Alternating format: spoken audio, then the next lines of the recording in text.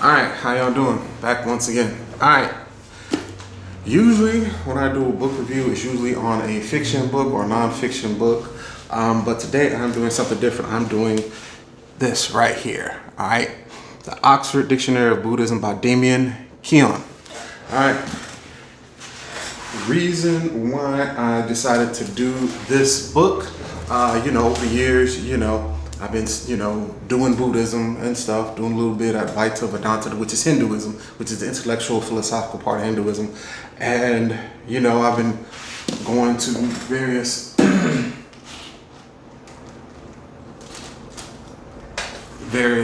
Dharma circles and meditating and, having instead of, been to temples too, but I really haven't done that. I'm not really up too much into organized religion, but so I tend to just go to a group meeting, kind of like, Dharma circles are just like Bible study. You know what I'm saying? It's just a small group. It's not the big congregation.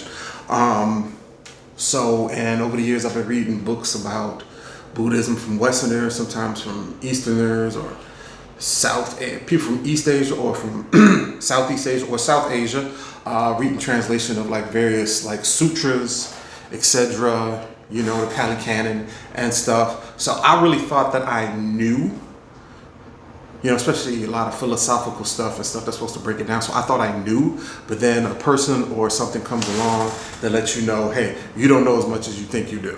You know what I'm saying? And for me, comes to Buddhism, is this book. I know this guy, he has a couple other stuff like Buddhist ethics and Intro to Buddhism and a couple of other books and stuff. I was thinking about I probably will get to, but once I started reading it, because if you look at it, it has different blah, blah, blah. Once I started actually some of these are short, some of these are long, some of these go on for a couple pages. But once I started reading it and I started listing out stuff that I was interested in, you know what I'm saying? Excuse me, I would list out, philosophical, especially with me, a lot of the terms, I did not understand a lot of the terms, like dependent organization or the two entities and Dharma and stuff. You would try to find out what these terms meant, but I could never get a good interpretation. But then once I got his book, it was so easy to read. I pretty much read throughout. I probably didn't read the whole book, but I would say I probably read about 80% of it, because I would just list out different denominations, then different important people, then different concepts and ideas and movements and stuff like that. And I just kind of systematically went through it, and then also as I went through it, if I could try to find something here, let's say it referenced something else and stuff, right about here, right? It's about Nichiren, which is a Japanese guy and stuff. But then you see Zen with the star right there, right? That would enable me and tell me about that it had a separate entry, up in here. Then it might lead me to this is Prajna Davida, which is the two truths, right? That's the real name of it, in Sanskrit, but to me in English it was two truths, and it would lead me there, and then it would tell me about the thing, and then it would have a thing like that, Mahayana. It would tell me about what denomination it was and stuff. So a lot of cross references and stuff, and then it would have, and it would lead me from one entry to another, basically allow me to go more in depth, and man, they even had stuff like this, Prakrit. That is basically Sanskrit, but that's a dialect of Sanskrit. This was a very helpful book. It really, really, and then it's not long either. It's most of it, including all of the appendix and stuff, is 357 pages long, and it's a real quick read. It's not in any archaic language. That's why I liked it. It really gave me a whole lot of in-depth, improved my knowledge on Buddhism and stuff. So as a Buddhist practitioner, it really helped me. So at first I wasn't going to do a review for it, but then I was like, nah, I got to, because this helped me, so it might help someone out there. And I ain't gonna lie, I kind of kept it for a long, long time. I should probably just go by it just as a reference. But yeah, man, I went back and reread a lot of the entries, so it would, and then I would link to other entries when it would suggest, hey, this is something else that can help you go more in depth into it and explain something. I just kept on doing that, like chain looking up stuff, because it really helped me. It was very helpful, so it may help someone out there. But let me get up into it. You know what I'm saying? As usual, got my thing.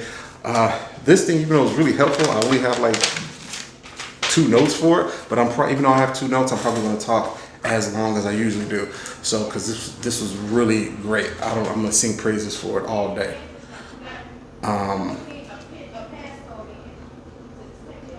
Okay, definitions.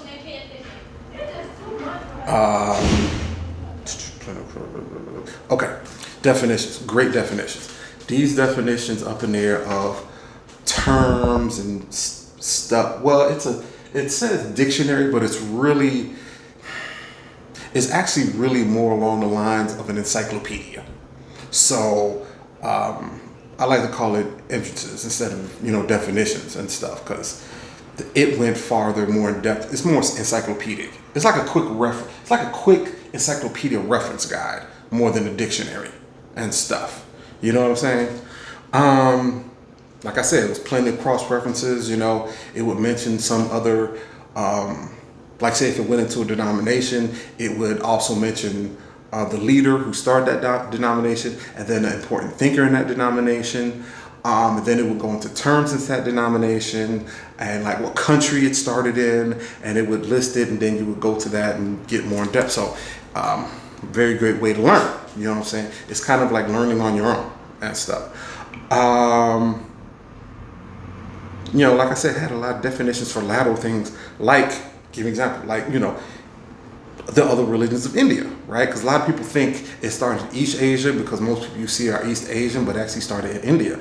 But it would mention things that, like say Hinduism and Jainism, which are 2 indigenous Indian religions. And then it would mention like Taoism, which was indigenous to China. And it would have an entry into that, and it would tell you about Hinduism, Jainism, Taoism itself, but then how it linked.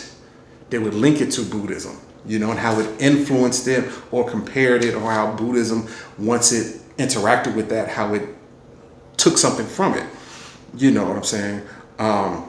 It also got into different terms from those religions and stuff, because Buddhism took a lot of different terms from Hinduism and used that same term differently. It also did the same thing with Taoism and stuff, but then it would show you how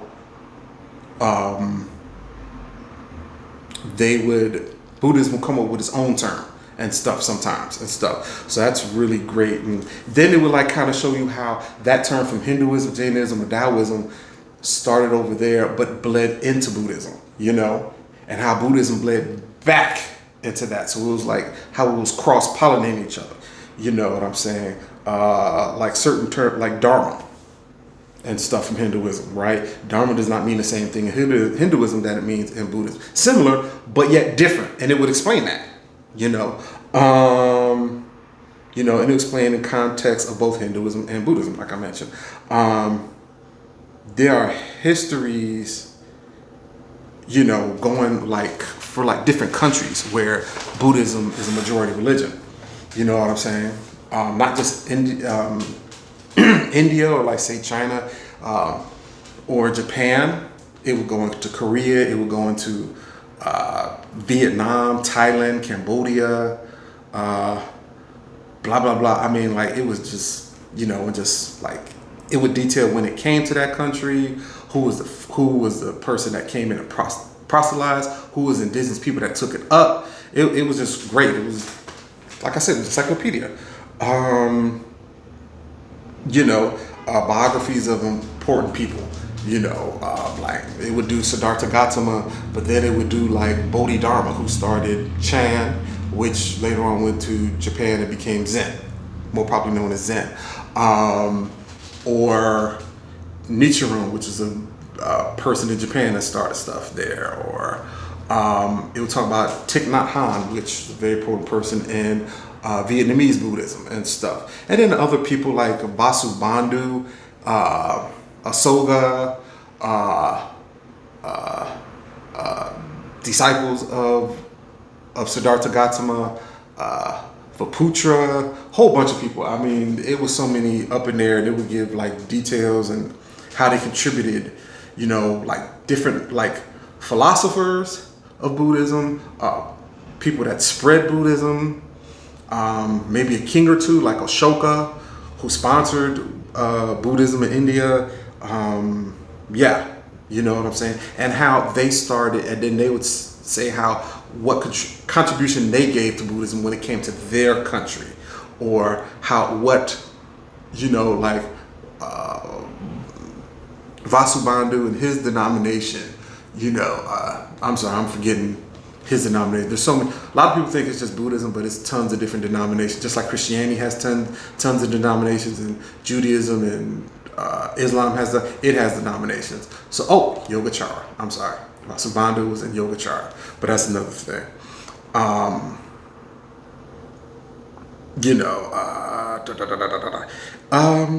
Oh, yes. The literature. It would summarize, critique and tell you the importance of a particular piece of literature. Various sutras like the Lotus Sutra, the Heart Sutra, and other sutras. It went into the Pali Canon, which a lot of people don't know that, that was Buddha's the oral remembering of his speeches and stuff. They went into that and might go into Taisho, which is like when the Pali Canon was translated into Chinese and stuff, and then how it would be like Tunja and Kanjur, how the Pali Canon was translated to Tibet, also how it would be translated into Korean and Japan. Can't really remember, but it would tell you how they had different, how they weren't exactly the same and how that was important. You know what I'm saying? Once again, major denominations. You know what I'm saying? And then sub-denominations are detailed historically, not only historically in different countries, but also ideologically and stuff, the different theories and philosophies, of them, and even like ceremonies, like tea ceremonies and stuff, and the rules, for each monk in each denomination. Also, they compared and contrasted the different denominations and stuff. You know what I'm saying? Like everyone thinks it's just Buddhism, but like, some major ones is like, of course, Theravada. Some people say Theravada, but that was like that's like the oldest, Buddhist denomination and stuff that's still surviving today. The history says that there were 18 that formed, like about in a couple of centuries afterward, and the rest of them died out, and Theravada survived and stuff, but went into that. It went into Mahayana, and then how Mahayana, that's a whole nother thing, because Mahayana split into a lot of different stuff. Like one of the major ones is Chan, which is, y'all know it as Zen. That's a Japanese name, but Chan actually, with Bodhidharma, actually started in China, and then it spread to Japan. It was called Zen, but then also spread to Korea, which is called Seon, but it's pronounced Sun. And then also Tien, which is in Vietnam. And then it would have go into each country's separate denomination, sub-denomination of Chan/Zen. You know what I'm saying? Then it also went into Vajrayana, which is basically a lot of people think that is its own thing, but it actually came out of Mahayana. And Vajrayana is basically went to Tibet. And Tibet, that's a whole other thing. And they tell you about, like I said, Tanjur and Kanjur, which is translation Tibetan, the Pali Canon. I also had like another thing like yoga. Yoga is a thing that's very important to Buddhism, how that combined with it, but then how Tibetan, they have their own version of yoga and stuff, and they would go into that. How Vajrayana also, which is the lightning bolt, after it got, because they actually explained it how Mahayana went to Tibet and became Vajrayana, and then Vajrayana went and spread off to Mongolia and Central Asia and Western China and stuff. So yeah, it really went in depth and really explained stuff, and really, because I did not know that. I did not know. Like, give me an example. Like Mahayana, actually started within, Theravada, and eventually broke away and then spread out on its own and stuff. You know what I'm saying? Because the way it's presented, a lot of people think that it just came out on its own and stuff. Like, Buddhism spread, and then no, it actually started in Theravada, but then separated itself and then went off into Bodhidharma, went into China and blah, blah, blah. And then also went into Tibet, where it became its own thing, where it combined Tibetan Buddhism combined with the indigenous polytheistic religion of Tibet called Bon.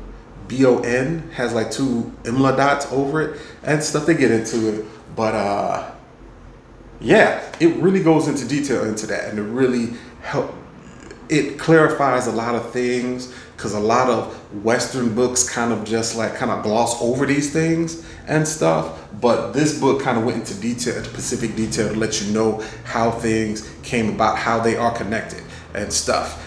And doesn't really doesn't gloss over it. It really lets you know.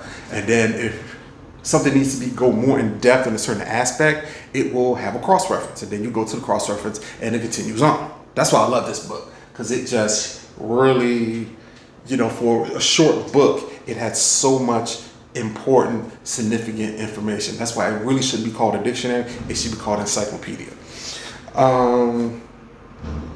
Yeah, denominations. Oh, like ideas and theories. They are discussed. Like, for example, like one hand clapping. That's a koan, which I did not know. That's a Japanese term. It actually comes from Chinese gungan and stuff, and really explains how like the koans are really there to get you out of thinking and perceiving things in a conceptual manner, because Buddhism tries to break free from that. It knows that people are, like, a lot of times people think in binary, like high, low, tall, short, hot, cold, right? And it tries to get you out of that. It kind of parallel. It's funny.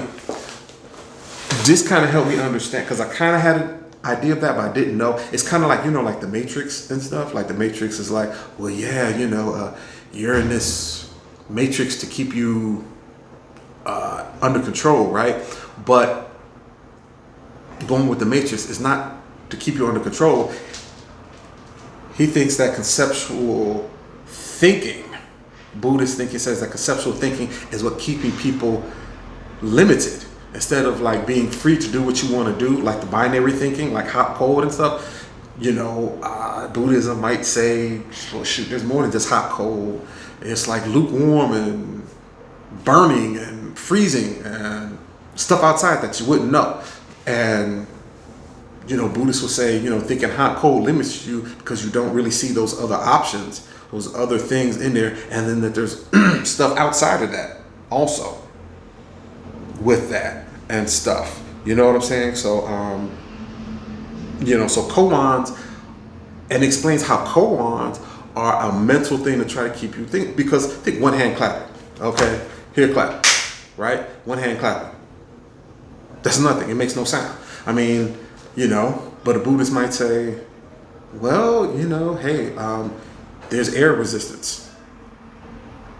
If you do it quick enough, hope it picked up on my mic, there's air resistance. But you didn't see that.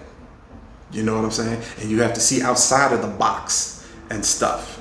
You know what I'm saying? Just don't accept the arbitrary mental formulations like your culture that tells you how to think.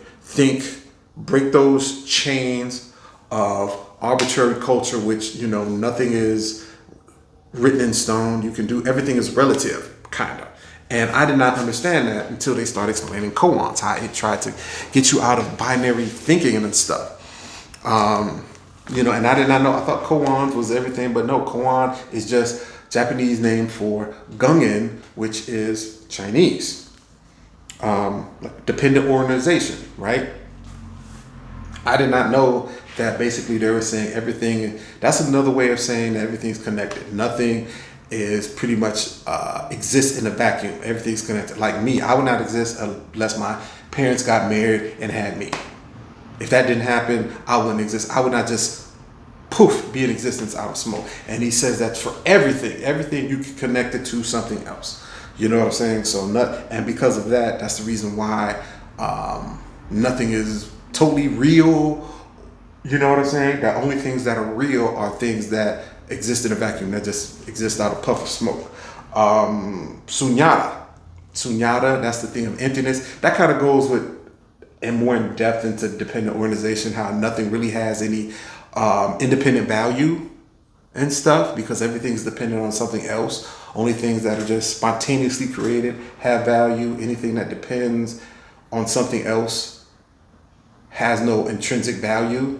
You know what I'm saying? It's temporary because things come and go. Like I will not live here forever. I'll die. So, that's why the whole thing of no self and stuff and da-da-da. Then it goes into like Indra's net, which I did not know that was a thing, because that went from Hinduism and then was used by a lot of early people when it was in India to explain that it's kind of a different way. It's a metaphor for dependent originalization, right? And that really showed how Buddhism really came out of Hinduism, how it was not so much a rebellion, but it grew out just the same way that Islam grew out of Christianity and Judaism, and Christianity grew out of Judaism and stuff. And then now people, a lot of scholars saying how Judaism grew out of the religions of the Middle East and stuff. It really shows our connection. Like a net is like a matrix, like a graph, and everything is connected, right? I did not know that was used from Hinduism into Buddhism, and I would not know that unless it was referenced in there, and a whole bunch of different ideas and theories and stuff, like the two entrances, which is like kind of the way that you learn, which is a way that in Zen, how you learn things. That's what in Bodhidharma, he said basically you this practice by one of two ways. The intellectual way, where someone teaches you and also you can read. So reading is teaching by indirect way, and also so you're being introduced to the idea of it and practices of it. And also the other way is just doing it, just meditating. Like Zen, I knew that there was an emphasis in Zen on meditation and stuff, but I didn't know the other.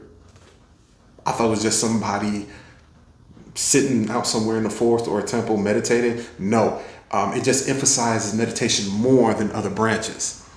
Okay, just like Vajrayana. I did not know Vajrayana, Tibetan Buddhism, emphasizes you. Instead of detaching from emotions, like most Buddhist denominations, it says work with them. I didn't know that until I read this.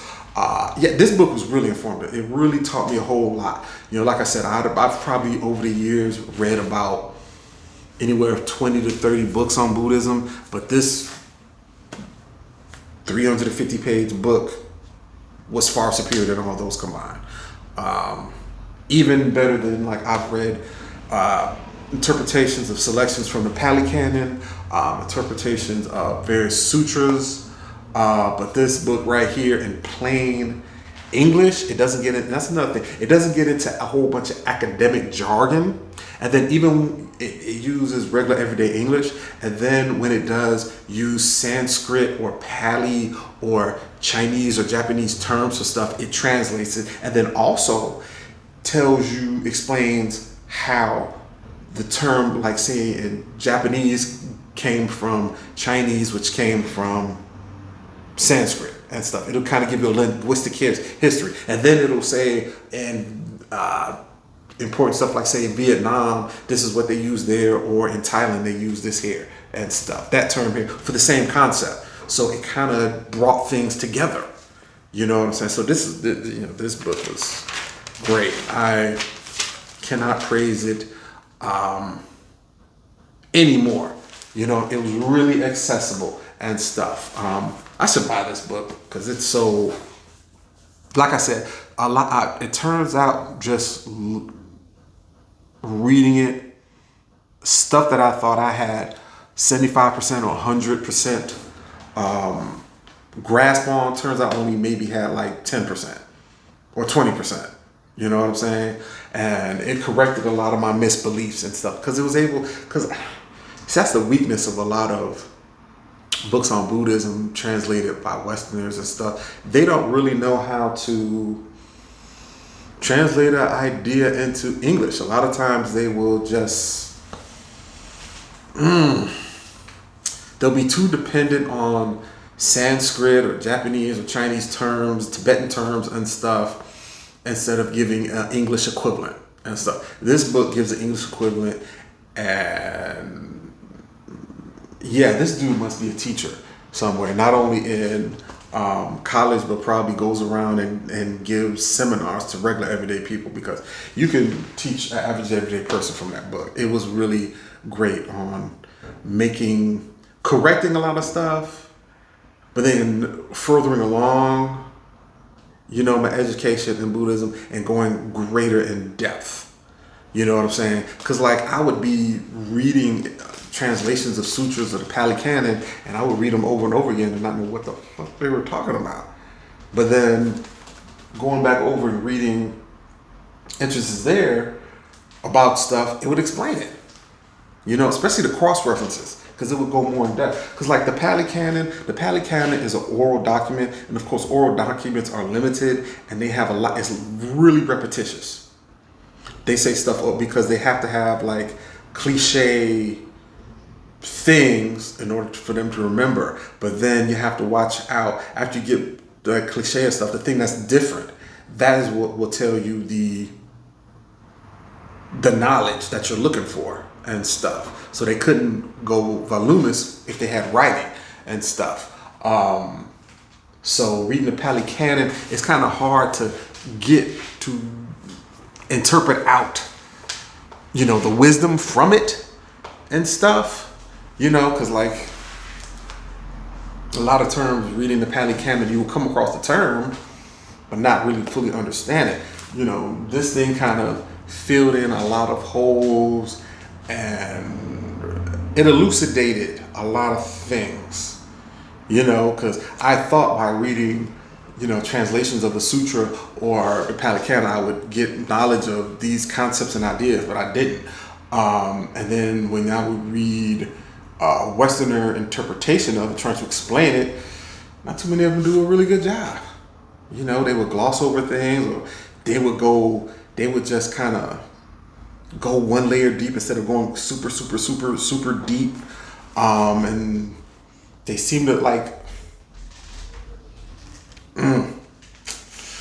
yeah, they didn't do a good job. You know, you wish they would use like Western references, Christian references to try to help you understand what they were trying to say, or like use common sense or mother wit or something, but they just didn't. They would just say stuff. It would kind of be vague. And yeah, this book, you will understand Buddhism a whole lot more, and you would be like, oh, that's what the hell they were talking about. That's what I should be doing when I meditate and stuff. Oh, that's what they were talking about with dependent organization, part of sunyata, emptiness, and how things didn't have any intrinsic value and stuff. How things don't have value. It's because it doesn't exist in a vacuum. Didn't know that with it. All right, let me just keep on going. Another thing that we talk about, like major councils. Like I did not know that on average after the Buddha died, like there was a council right after he died to try to formulate the Pali Canon and stuff, and people would be assigned, okay, you memorize this section, and then they would go, okay, you, that group, y'all memorize this section, and you and this group memorize this, section 1, section 2, section 3. Okay, another major section, you memorize 1, 2, 3, da, da, da, and they got to organize. I did not know that. And they would say who was the leader and stuff, and then they went, I think they discussed about 5 major councils, and on average they would have another major council in India like about every 100 years and stuff. And a lot of times some local king like Ashoka, who spread Buddhism, he sponsored a council. And I did not know that. I did not know. You would just think that Buddhism just formed. No, just like Catholics have a council, Protestants have council, Jewish denominations have not council, conventions to meet up and decide things. They had it too. You know, they had it 500 BCE, 400 BCE, 300 BCE, 200 BCE, da da da. They was doing the exact same thing. I did not know that history. Anytime they talked about the history of Buddhism and all the books I read, they never talked about the councils and the fact that major kings sponsored them and stuff. I did not know how the Pali Canon formed. You know what I'm saying? I did not know that Mahayana came out of Theravada. You know what I'm saying? And Vajrayana came out of Mahayana, and Zen came out of Mahayana, and I didn't know that. But he explains it there and stuff. So he really, this book was great. I don't know. I can't explain it anymore. I'm just speechless of how it increased my depth. I'm probably gonna, before I return and reread a whole bunch of stuff again. Oh yes, David went into things like objects like Zafu, which I did not. I've used the Zafu, but I did not know it was called a Zafu. And basically, Zafu is like this crescent shape. It's like a half circle crescent shaped cushion used for Zen meditation in Japan. I have been using. Well, I've used various cushions, you know, over the years and stuff to meditate and stuff. And I have been in places where they did have the half circle where you put it on the side and it's like that, and then you sit on it like that, and that's a form of meditation with your legs, da da da. I've been using it for probably a decade when I went to Dharma circles or temples and did not know it was called a Zafu, and that it came out of Zen in Japan. I did not know that. You know what I'm saying? So this thing really, I mean, it goes into ceremonies and everything and where it got it from, and how Buddhist ceremonies were taken from Hindu ceremonies. Then as Buddhism went into, like, say, Japan, how it combined its ceremonies with Shinto, and how, like, Chan is really the combination of Buddhism and Taoism in China and stuff, and how it combined.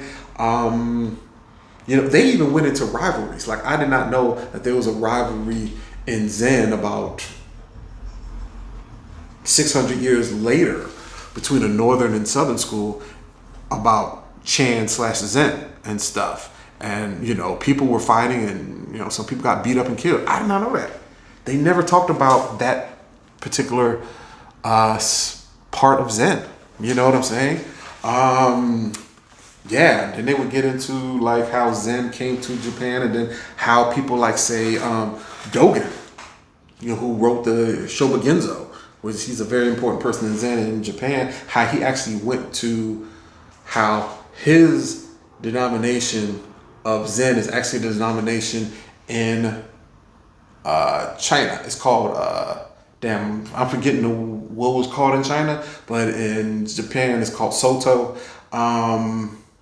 And how a lot of other things are actually, and also in Korea with Sun, was also a denomination from Zen in China, and then they would just bring it to Korea and give it another name. You know, I know Rinzai is like in Japan, is like Linchi in China and stuff, and it would just tell you the connections like that, and who the person who brought Rinzai, how they went to Japan and learned from a Linchi teacher and brought it back to Japan. Same thing for Korea and blah, blah, blah, blah, blah. You know, yeah, this thing is really good. Okay. Things like, it was very helpful, like things like the appendix. Let me kind of show you.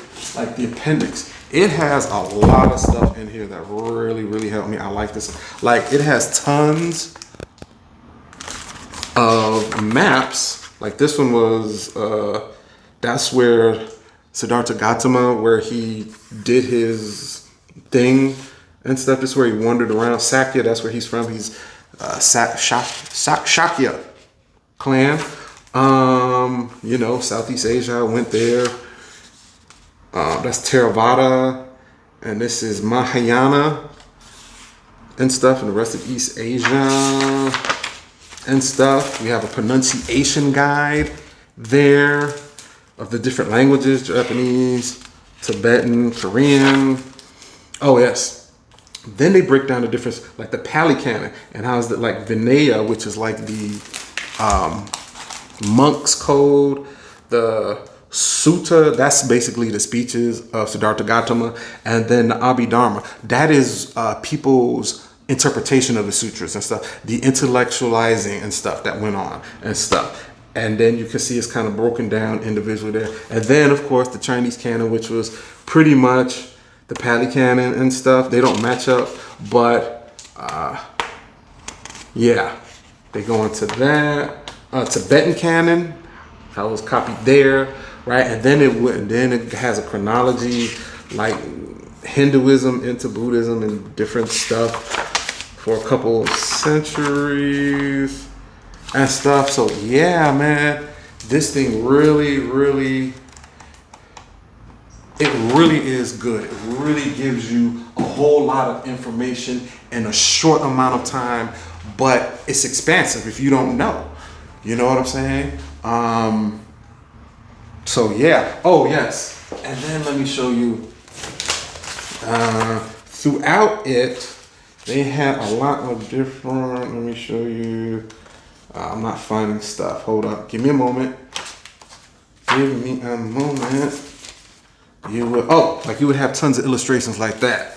You know, kind of like in a regular dictionary. Let me see another one. Oh, missed something. There goes another illustration. And it's filled with illustrations like that because I would like this one, like a shorthand, right? There it is right there. A reliquary or stupa in Tibet and stuff, right?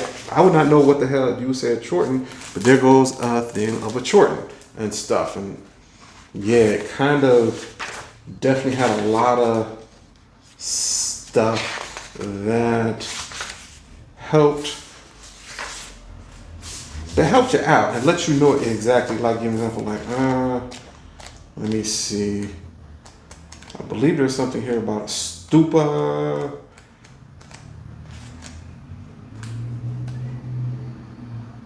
The hell?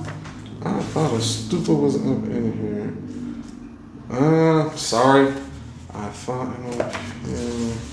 let me see. No. There's one picture up in here I really liked. And it was like a temple picture. Hold up. I'm sorry. I know it's taking me. Here it is. A Dagaba. I'm sorry. That's Sinhalese, Dagoba, relic container. And these things would be like a mound or shrine and stuff. There's some other stuff in here about architecture and stuff. I really like that because I really did not know about the different temples and stuff, and how, let me see. I want to show y'all a stupa, but it doesn't really let me.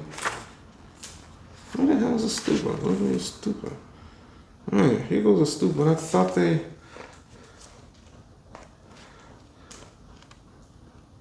I am so sorry. I should have.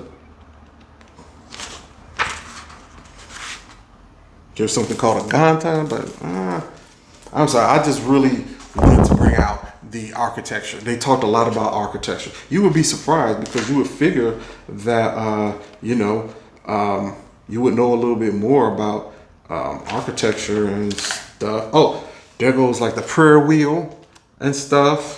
You see a lot of people using.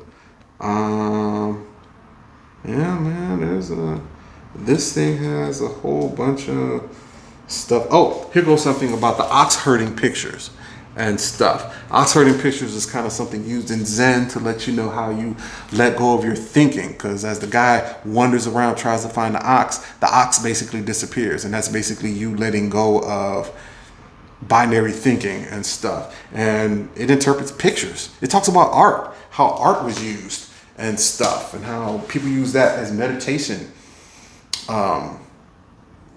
You know, like what's it called, mandala? Yeah, here it is, mandala. Oh, there it is. Oh, good. You have a god right there, a picture of a god that's been drew. No, he's not a god, he's a saint. But then you have a mandala right there that tells you how people use that to meditate, because that was a different type of way to that's a representation of the universe and stuff. And then it would go into chants and stuff, and how you would chant out loud to help you meditate, or how people would chant for other people. And then it would talk about how things like, say, Dharani, which was sorry, I gotta go up in here, auspicious symbols, but let me see, Dharani.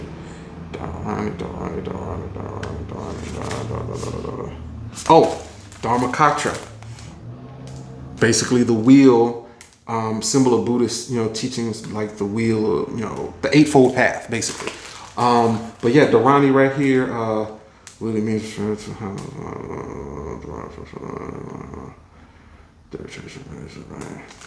Dharani was a type of way to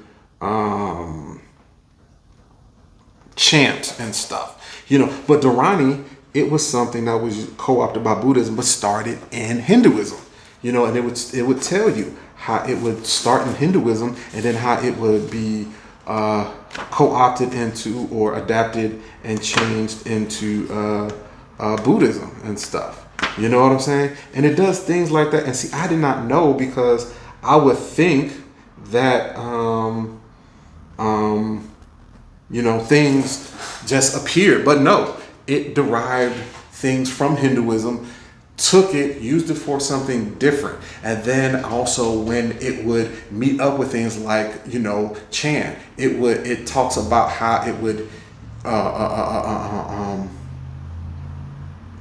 take ideas from Taoism and change that as it moved into China. And then once again, when that further moved into Korea, Japan, and Vietnam, how it would change again as it would adapt to a different culture and stuff. And yeah, this book was great. I mean, everything about it is so perfect. I mean, so much stuff. I mean, even it would talk about the Mun, which was a people indigenous to Southeast Asia. And it would talk about that. Yes, man, it just went into, miracles, mantras. I could talk about this book all damn day. It was so helpful. That's why I am promoting it. That's why instead of just reading it and helping me, I decided just to talk about it to you all. All right, basically my opinion, summing up, because I'm just going to stop, because I will go on all day stuff, because they talk about art inspired by Zen poems, everything. And you would be surprised how encyclopedic it is and stuff. Music, temples, the robes that the monks wore, and beads. I believe it was something called mala beads. Oh, there goes Indra's net that I talked about earlier. There it is right there. Explains it totally. Let me see something else up in here. Right, and then different stuff like difference between Nibbana, which is Pali, and Nirvana. Nirvana, but Nirvana is Sanskrit. Where the hell is Mahayana? Yeah, Mala. Oh, here it talks about state. Yeah, no, I'm done. It's time for me to wrap up. Okay. Let me just write what I have. Great book. Basically, if you are a beginner, it gives you information. If you already have knowledge, it will give you greater depth, okay, understanding, and also insight, especially the genetic connections of ideas and movements.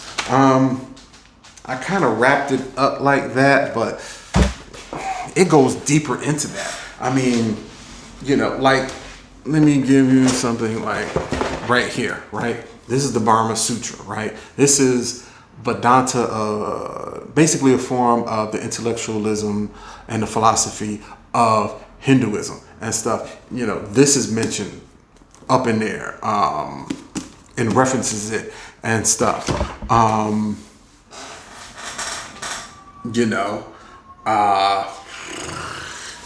Man,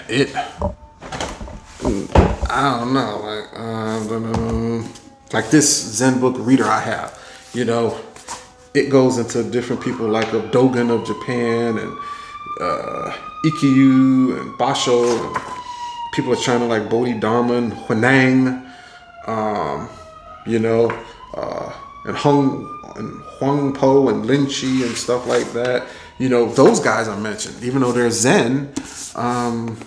They go into stuff, but I'm sorry, I'm kind of getting off right. But like this, they'll talk about, it very much explains, how Buddhism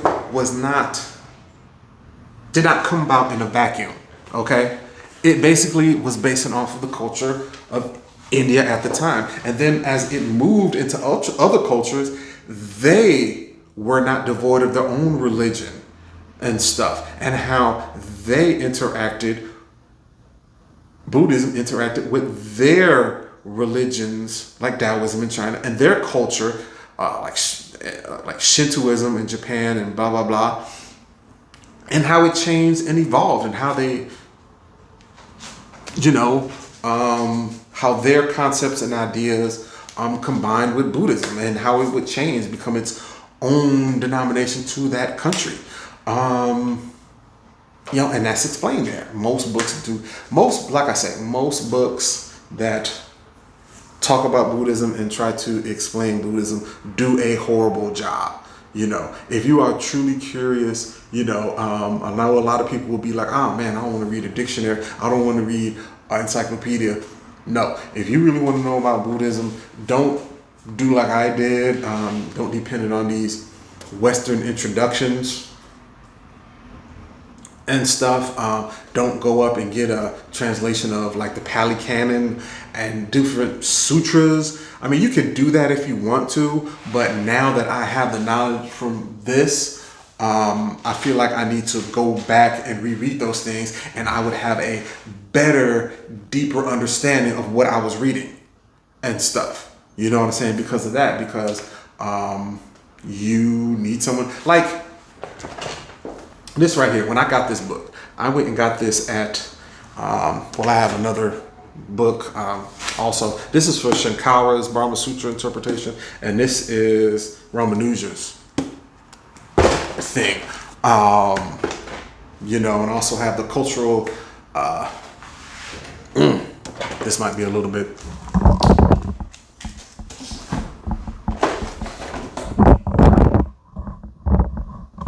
can you still see me? Okay. Just to point this out, the cultural heritage of India, which I'm reading, which has a lot of, it goes into the philosophical systems and stuff that influence in India and stuff,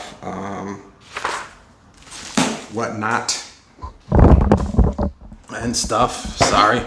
I know I'm kind of being,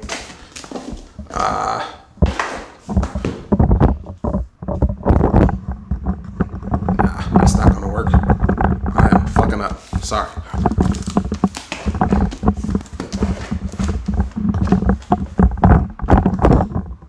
I am so sorry.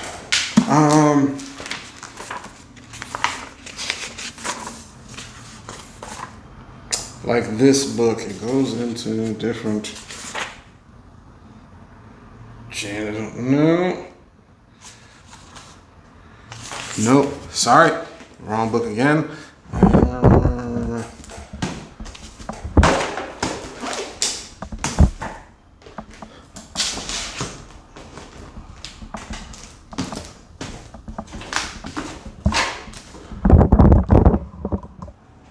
Okay, like this book basically kind of goes into, please let it be this one.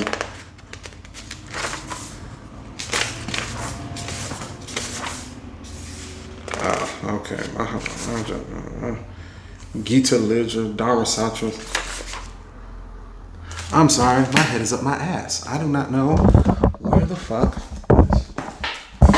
Let me look at, yeah. Oh, here we go. I had it in the first place, right?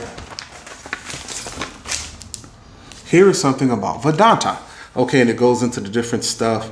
Advaita, Shankara, Advaita, Poshankara, Bhagavata, Vishashasta, Ramanuja, Madhva, Nimbarka, okay, Balaba, Beta Beta, Achinta Beta Beta. You know, these are different stuff that's going to help me with this, right? Because I bring this all up, you know, it's connected. Basically, you need help interpreting Buddhism, okay? Like this thing right here, like when you go into the Brahma Sutras, right? They don't, okay, like here, right? Here's a line, right? Here's the previous line, and there's the line before that, right? They just don't have the lines together because Vedanta is very complicated, right? They go up there, have the line, okay? Have it in the different language, and then they have an interpretation of it because it's very, very hard to understand, right? Excuse me, let me get back to this. I'm so sorry. Right?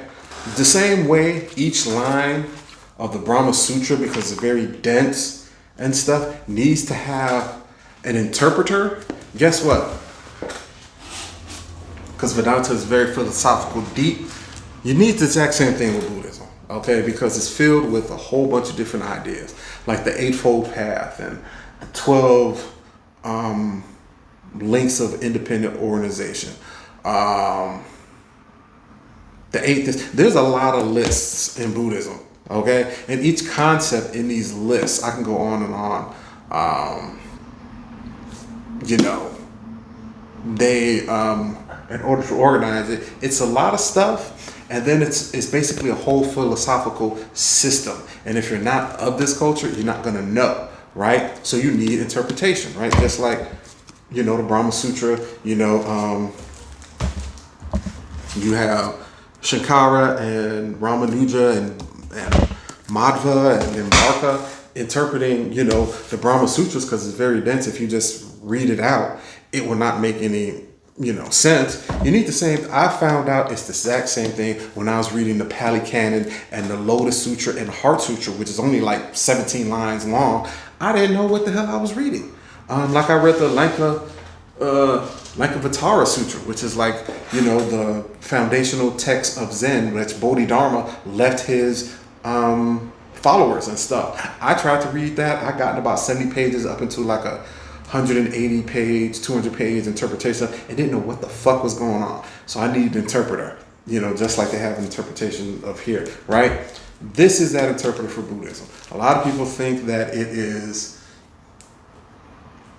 esoteric, and it is and stuff, but that's because it's from another culture 2,500 years ago in northern India, okay? And we have not had a equivalent interpretation that's really good enough. You know what I'm saying? And my thing is, you know, reading all of these books from Westerners and stuff and trying to read the Pali Canon and the sutras, Lotus Sutra, Heart Sutra, and all the other zillion sutras and stuff.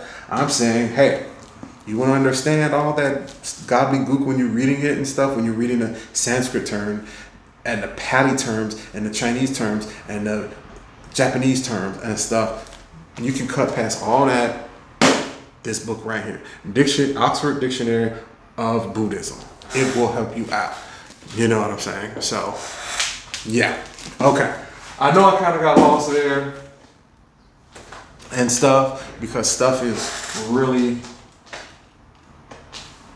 dense. And like I said, for years and years and years, I've actually been doing it. I've been to temples. I have meditated alone by myself and in Dharma circle. I've meditated over Zoom with people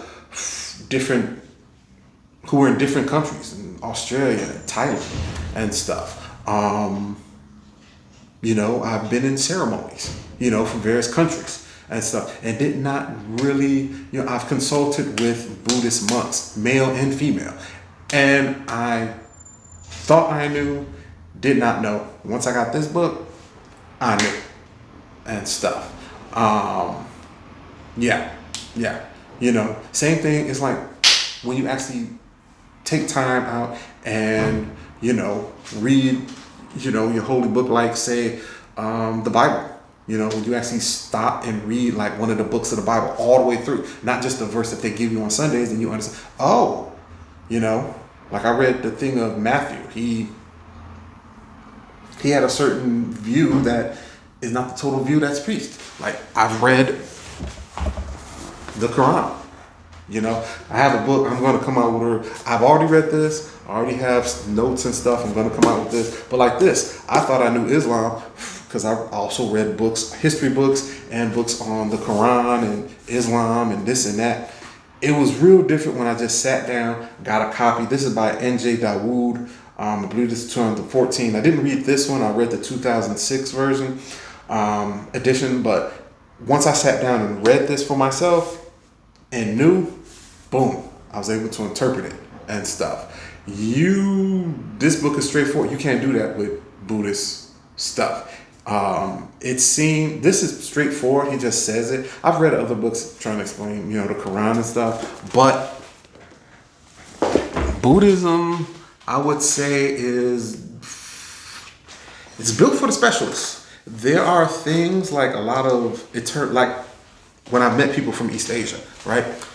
And stuff. They don't do what we do here in the West. See, in the West, we actually read the translations of the text and meditate. There in Asia, they don't do that. When I speak to them, they say, no, we don't do that. We do ceremonies. We go, the monk preaches a sermon, we light a candle, we do a prayer, and we go, which is just like Christianity. That's what we do in Christianity. We come, we have a ceremony, they sing some hymns, they make announcements, they do he does this speech, we pray, we leave. They do the exact same thing. I did not know that. Right? Only the monks in Buddhist countries, they're the ones that meditate. They're the ones that read the scriptures and stuff. So I thought that I had a great understanding, but turns out I didn't know. So yeah. And like I said, when you don't have a teacher to explain things to you, you're not going to know. It's like trying to teach yourself how to read and write. You don't know what the hell you're doing. You don't. But this thing right here, it's one of those things that you can be self-taught. You know what I'm saying? Once in a while, you come across a manual for something that teaches you whatever, bird watching, car mechanics, bowling and stuff, where they actually make it accessible to you. This is accessible. So I can now go back and read different things and understand it a whole lot more and stuff. So yeah, like I said, excellent book. Breaks things down, puts it in layman's terms, elucidates a lot of things that I thought I knew but did not know, goes in depth into any and everything in a short volume. Like I said, this is 357 pages long, including the appendix and stuff. So if you want to know about Buddhism, here it is. Oxford Dictionary of Buddhism by Damien Kian. So, all right. Hope you enjoyed it. See you next time.